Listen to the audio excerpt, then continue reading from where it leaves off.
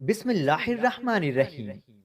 ایک آفیسر نے کوٹھی خریدی جو کہ مسجد کے قریب تھی۔ جب فجر کی اذان ہوئی تو اس کی آنکھ کھل گئی۔ اگلے دن وہ مؤذن کو بلا کر کہنے لگا کہ فجر کی اذان سپیکر میں نہ دیا کرو، میری نیند میں خلل آتا ہے۔ مؤذن نے کہا، بوڑھے لوگ جن کو گھڑی پر وقت دیکھنا نہیں آتا اور جن کے پاس گھڑیاں نہیں ہوتی، وہ تو اذان کی آواز سن کر ہی مسجد میں آتے ہیں اور نماز پڑھتے ہیں۔ آپ بھی جلدی اٹھ جایا کریں تو آپ کو بھی فائدہ ہوگا۔ نماز کے بعد تھوڑی سیر کیا کریں۔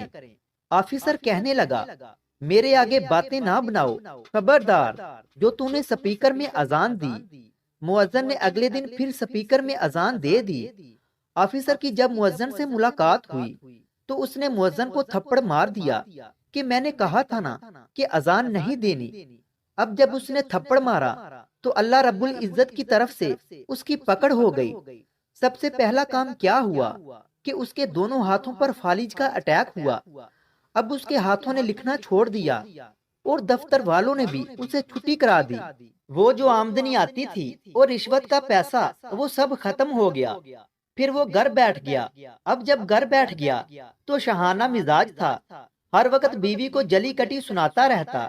بیوی بیچاری خدمت کرتی، اسے کھانا کھلاتی، اس کے کپڑے بدلواتی، لیکن آگے سے اسے گالیاں سننی پڑتی۔ پھر عرصے کے بعد وہ تانگ آ گئی۔ اس نے کہا، اچھا میں تو اپنے میکے جا رہی ہوں۔ اس نے بائی کو کہا، میں اس وقت بے سہارا ہوں، آپ مجھے اپنے پاس لے جائیں۔ بائی لینے آ گیا۔ اس نے بچوں کو لیا اور چلی گئی۔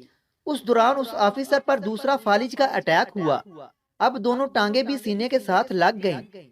اب وہ زندہ لاش تھا، نہ ہاتھ ہلتے نہ ٹانگیں ہلتی۔ بائی اسے اپنے گھر لے گیا۔ اب کون کیسے خدمت کرے؟ نہ کھا سکتا تھا، نہ بیٹھ سکتا تھا، نہ اپنی ضروریات کے لیے ہاتھ ہلا سکتا تھا۔ کون اس کے ہاتھ دھلوائے؟ کون بچوں کی طرح اس کی نجاست دھوئے؟ اور کون کپڑے بدلتا؟ بائی کی بیوی بھی چند دن میں تانگ آ گئی کہ ہم سے تو یہ سب نہیں ہوتا۔ پھر ایک دن کسی بات پر یہ بائی کی بیوی سے بھی ناراض ہو گیا، کوئی سخت بات کہہ دی۔ اس کی زبان قابو میں نہیں رہتی تھی۔ جب بائی کی بیوی کو کوئی گالی دی تو بائی نے کہا کہ بجائے اس کے کہ میں اپنا گھر برباد کر لوں، اب بائی نے بھی اپنے بیٹوں کے ساتھ مل کر اور غصے میں آ کر اس کی چار پائی اٹھائی اور باہر سڑک کے کنارے ڈال دیا۔ گرمیوں کا موسم تھا۔ تھوڑی دیر میں سورج کی ذرا دھوپ نکلی تو پسینہ آنے لگا۔ اب پیاس لگی، بھوک لگی، کھایا پیا کچھ نہیں تھا۔ اب رو رہا تھا کہ کوئی مجھے کھانے کو کچھ دے دے۔ ایک دن سے فاقہ تھا۔ ایک آدمی نے گزرتے ہوئے اسے 2 روپے دیے تو اس نے کہا، میں 2 روپے نہیں لیتا، مجھے بس روٹی دے دو، بھوک لگی ہے۔